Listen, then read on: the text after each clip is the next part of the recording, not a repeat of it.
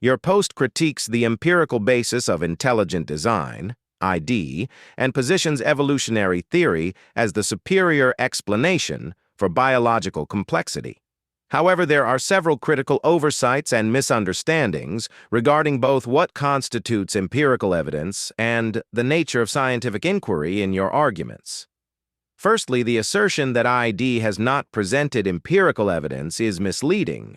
ID proponents have indeed provided empirical data supporting concepts like irreducible complexity and specified complexity. For example, the bacterial flagellum, often cited by ID theorists, showcases a complex structure where the removal of any component results in a loss of function, suggesting design.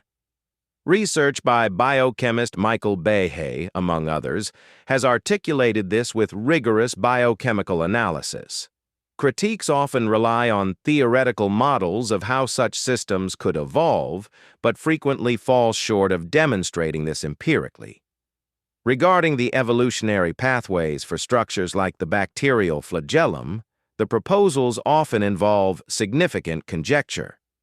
The type 3 secretion system is frequently mentioned as a precursor based on structural similarities. Yet this connection is largely inferential rather than demonstrative.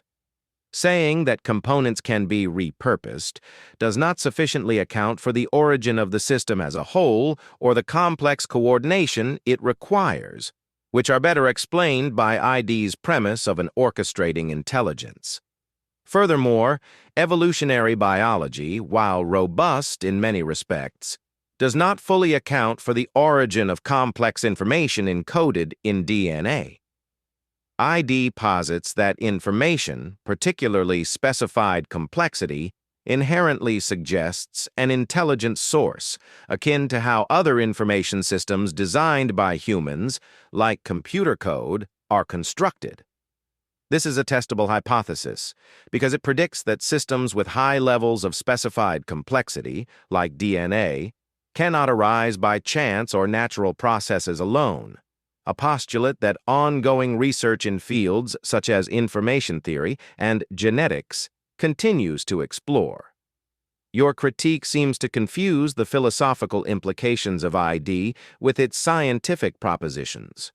While ID has philosophical ramifications, its scientific basis lies in observing empirical phenomena that suggest design as the most plausible explanation, not mere philosophical preference.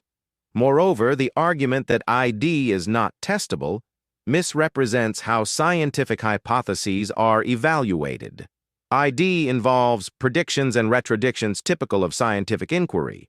For instance, predicting that no undirected process will demonstrate the ability to produce high levels of specified complexity. In conclusion, while evolutionary theory provides a valuable framework for understanding biological changes, it does not preclude or invalidate the empirical evidence for ID. Dismissing ID as unscientific or lacking in empirical evidence reflects a misunderstanding of both ID's claims and the nature of empirical inquiry. Debunking claims should rely on more than contrasting philosophical stances. It requires addressing the specific empirical assertions and the methodologies by which these assertions are tested.